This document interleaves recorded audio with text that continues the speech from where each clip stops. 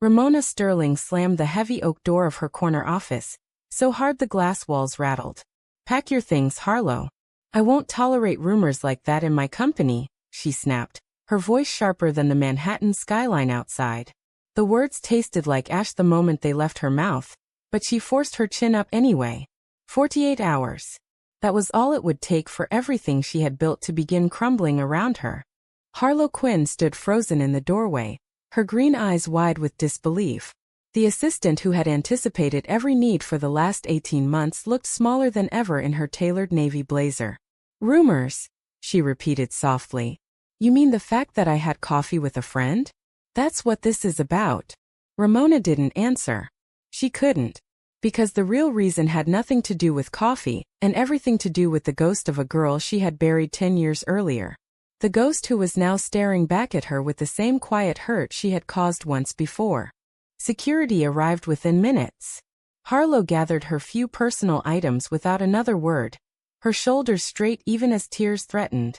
Ramona watched from behind her desk, fingers digging into the leather armrest until her knuckles whitened. The moment the elevator doors closed on Harlow's retreating figure, the silence in the 65th floor office became unbearable. Ramona poured herself 2 fingers of scotch and downed it in one swallow. She told herself it was necessary. She told herself she was protecting the empire. But deep down she knew she was running again, the same way she had run at 22. 10 years earlier the Stanford campus had smelled of eucalyptus and possibility. Ramona had been the golden girl, heir to a modest family fortune and a scholarship that screamed future CEO. Harlow had been the scholarship kid from a small Oregon town who laughed too loud and dreamed too big. They met in a late-night study group for advanced finance. One shared coffee turned into all-night conversations, and those conversations turned into something neither of them had words for yet. The first time Harlow kissed her under the oak trees behind the library, Ramona felt the entire world tilt. For 6 perfect months they existed in a bubble of whispered promises and stolen weekends in cheap motels just off campus. Then winter break arrived and Ramona flew home to Connecticut. Her father's voice still echoed in her memory. "Sterlings do not throw away their future on some phase, Ramona. People like us marry well. We produce heirs. We do not become tabloid jokes." The lecture lasted 3 hours. By the time she returned to California, she had rehearsed the speech 100 times.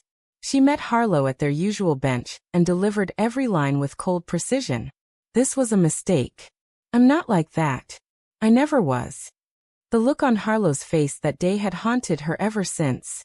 Now, a decade later, the same expression had flickered across Harlow's features right before security escorted her out. Ramona pressed her forehead against the cool glass of the window and watched the city lights blur. Sterling Innovations was worth $4 billion on paper, but the last quarter had been brutal. Investors were nervous, the board was circling, and she had just fired the one person who actually understood the numbers better than she did. She told herself it was business. She told herself it had nothing to do with the way Harlow's perfume still lingered in the air. But when her phone buzzed with a text from her mother reminding her about the annual family gala, Ramona felt the old panic rise like bile. Some secrets refused to stay buried no matter how much money you threw at them. By midnight the entire executive floor knew. Whispers followed her down the hallway to the private elevator. Ramona kept her face impassive, but inside the guilt was already gnawing. She had built her reputation on being ruthless yet fair. Tonight she had been neither. She had been afraid. And fear, she was learning, was a far more dangerous boss than any investor. The next morning Ramona arrived at the office before dawn, determined to bury the discomfort under work. The executive team meeting was scheduled for 9. She reviewed the slides herself, something she hadn't done in years. Every chart reminded her of Harlow's neat handwriting in the margins of previous reports. By 8:30 the rumors had solidified into facts in the company chat. "Fired for being gay," someone had typed. Ramona deleted the thread with shaking fingers. At 10 o'clock the first real crisis hit. The lead investor for the European expansion pulled out, citing cultural misalignment. Ramona knew exactly what that coded language meant. She spent the next 6 hours on damage control calls, promising stability she wasn't sure she could deliver. Every time her mind drifted to the empty desk outside her office she forced it back. Harlow was gone. That was the end of it. But the past refused to stay quiet. During a brief lull, she found herself staring at an old photo on her phone. She thought she had deleted years ago. Stanford graduation.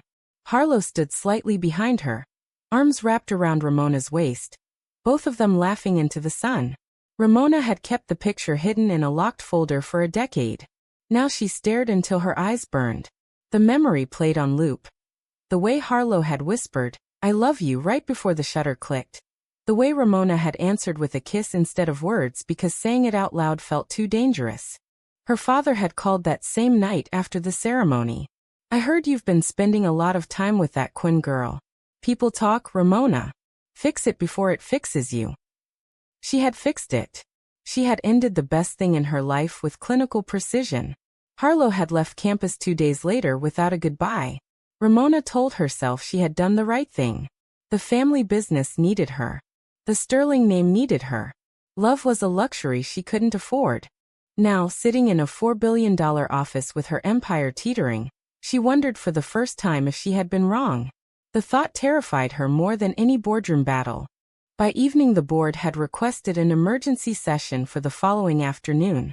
Rumors of a hostile takeover were circulating. Ramona canceled her dinner plans and stayed late, poring over financials until the numbers blurred. At 2 a.m, she finally went home to her empty penthouse on Fifth Avenue. The silence there felt heavier than the office. She poured another scotch and stood at the floor-to-ceiling windows overlooking Central Park. Somewhere in the city, Harlow was probably packing boxes, wondering why the woman she had quietly supported for months had turned on her so viciously. Ramona didn't sleep. Instead, she replayed every interaction with Harlow over the past year and a half. The late nights working on projections. The quiet understanding when Ramona's mother called during meetings. The way Harlow always knew when to bring coffee without being asked. Small things. Important things. Things that felt dangerously close to the connection they had shared at Stanford. By sunrise, Ramona had convinced herself the firing had been necessary for the company's image. She almost believed it. Almost. 48 hours after the door slammed, Ramona walked into the boardroom wearing her sharpest black suit and the expression of a woman who had nothing left to lose. The 12 faces around the mahogany table looked grim. "We have a situation," the CFO began without preamble. "The anonymous investor who injected $200 million last quarter has demanded full disclosure of ownership before the next round. They're threatening to pull support unless we reveal their identity publicly." Ramona frowned. That investor had been the only reason Sterling Innovations survived the supply chain disaster in Q3. She had never met them. Everything had gone through intermediaries. "Fine," she said. "Set up the call. Let's get this over with." The lawyer cleared his throat. "They're already in the building, Miss Sterling. They requested a private meeting with you first." The room went still. Ramona felt the first prickle of unease. "Who is it?" The lawyer slid a single folder across the table. Ramona opened it. The name on the incorporation documents hit her like a physical blow. Quinn Capital Holdings. Principal, Harlow Quinn. The folder slipped from her fingers. Papers scattered across the polished wood. "That's impossible," she whispered. But the numbers didn't lie. Harlow had used the modest inheritance from her grandmother, and every cent she earned afterward to build a holding company. She had poured it all into Sterling Innovations through shell entities, never once revealing herself. While Ramona had been busy denying the past, Harlow had been quietly saving her future. The board members exchanged glances. Someone murmured the word lesbian under their breath. Ramona didn't hear it. She was already moving, heels clicking down the marble corridor toward the private conference room where Harlow waited. Harlow stood by the window in the same navy blazer she had worn the day she was fired, arms crossed, expression unreadable. The city stretched behind her like a glittering accusation. "Surprise," she said quietly. Ramona closed the door. Her heart hammered so loudly she was sure Harlow could hear it. "You saved my company." "I saved the woman I used to love," Harlow corrected. "There's a difference." The words landed like stones in still water. Ramona felt the decades of carefully constructed walls cracking. "Why didn't you tell me?" Harlow laughed once, a bitter sound. Would you have accepted the money if you knew it came from me? The same me you threw away the moment your father snapped his fingers. She stepped closer. I watched you build this empire from afar. I told myself I was over it. Then I saw the headlines about your near bankruptcy and I couldn't stand by. So I helped. Anonymously. Because some part of me still believed you were worth saving even if you never loved me back. Ramona's knees threatened to buckle. The room tilted. All the guilt she had tried to drown in scotch rose up at once. I did love you, she said, voice breaking for the first time in 10 years. I was just too scared to admit it. Harlow's eyes softened for a fraction of a second before hardening again. Scared enough to fire me for having coffee with a friend. Scared enough to let the entire company think I was some kind of threat to your image. She shook her head. I'm not here to rehash the past, Ramona. I'm here because the board needs my signature to keep the European deal alive. After that I'm gone.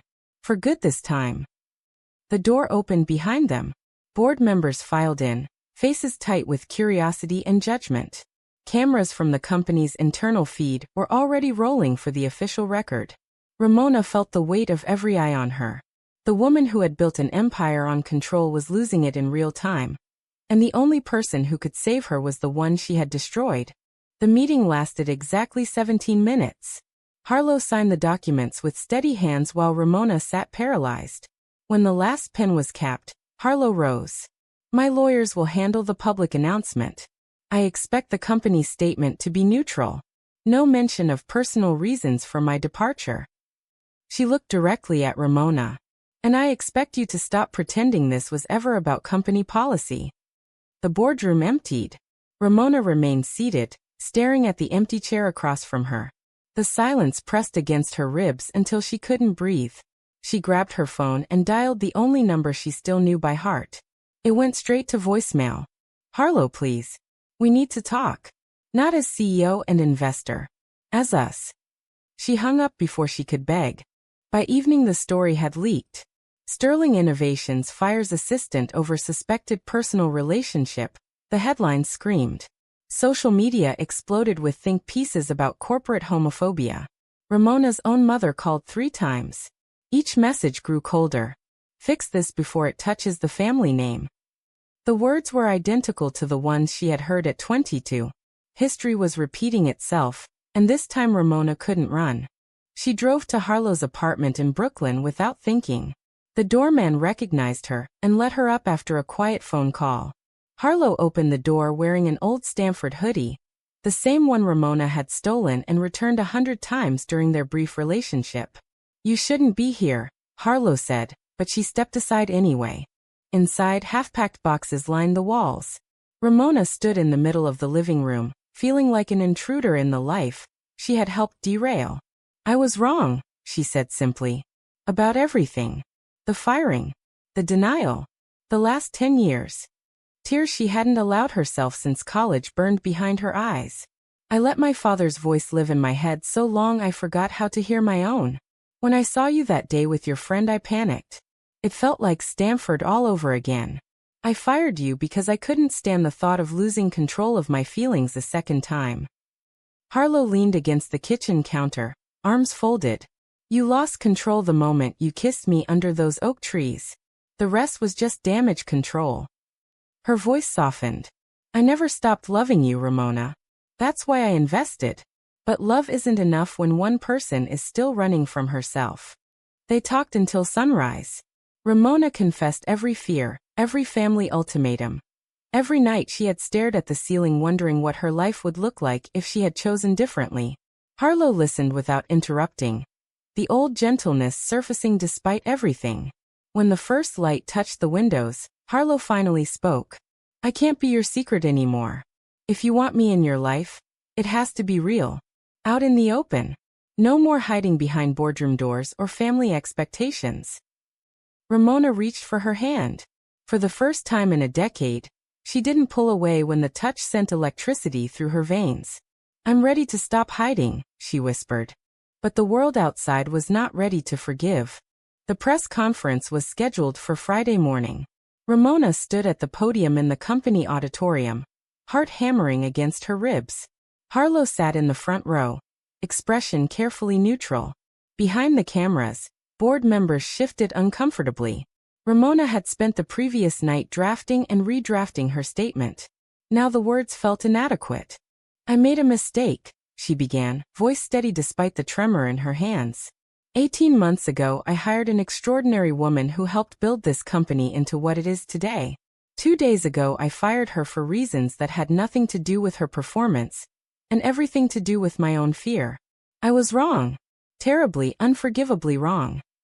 She paused, looking directly into the lens. I was also wrong 10 years ago when I ended a relationship, because I was afraid of what my family would think. That fear almost cost me everything, including the woman who quietly saved this company when no one else would.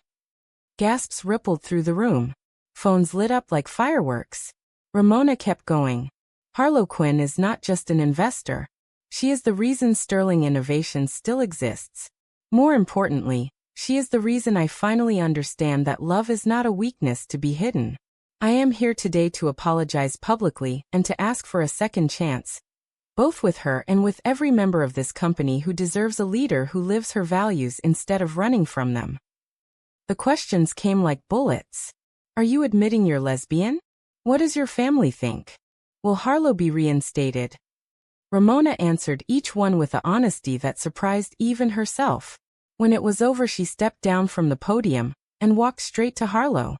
The cameras caught the moment their hands found each other. For the first time in her life, Ramona didn't care who was watching. The backlash was immediate and brutal. Her mother released a statement distancing the family. Several major clients threatened to pull contracts. Board members resigned in protest. Ramona spent the next week in crisis meetings, defending her position while the internet tore her apart and celebrated her in equal measure. Through it all, Harlow stayed by her side, a quiet anchor in the storm. One night after a particularly vicious board call, Ramona broke down in the empty conference room. "I don't know if I can fix this," she sobbed. Harlow pulled her close, stroking her hair the way she had done under the Stamford oaks. "You don't have to fix it alone anymore." But redemption was not a single press conference. It was 1,000 small choices. Ramona began attending therapy. She reached out to old friends she had ghosted after college. She sat through uncomfortable dinners with her father where he refused to speak her name. Each step hurt. Each step healed something she hadn't known was broken. 3 months later, the European deal closed successfully. Sterling Innovations posted its strongest quarter in 5 years. The headlines had shifted from scandal to inspiration. Ramona stood on the rooftop terrace of the new San Francisco office, city lights glittering below. Harlow leaned against the railing beside her, wind tugging at her hair. "You kept your promise," Harlow said softly. "You stopped hiding." Ramona turned to face her. "I still have a long way to go. My mother hasn't spoken to me since the press conference. Half the family thinks I've lost my mind. But for the first time, I'm not afraid of what they think." She took Harlow's hands. "I'm only afraid of losing you again." Harlow smiled, the same smile that had once lit up every corner of Ramona's world. "Then don't." She leaned in and kissed her, slow and certain, the way she had under those oak trees a lifetime ago. This time Ramona kissed back without reservation, without glancing over her shoulder to see who might be watching. Below them, the city continued its endless rhythm. Somewhere in Connecticut, Ramona's father was probably pacing his study. Somewhere online, strangers were still debating whether her apology had been enough. None of it mattered in this moment. What mattered was the woman in her arms, and the future they were finally brave enough to claim together. The journey had been brutal. The guilt still visited her in quiet hours. The community's judgment still stung on bad days. But Ramona had learned that redemption was not about erasing the past. It was about refusing to let the past erase you. As the moon rose over the bay, Ramona whispered against Harlow's lips, "Thank you for saving me twice. Once with money, once with forgiveness." Harlow laughed softly. The second one was always free. They stood together watching the city lights until the first hint of dawn colored the sky. For the first time in 35 years, Ramona Sterling felt completely, terrifyingly, beautifully free. Can family pressure ever truly justify denying the person you love? Or does it always destroy more than it protects?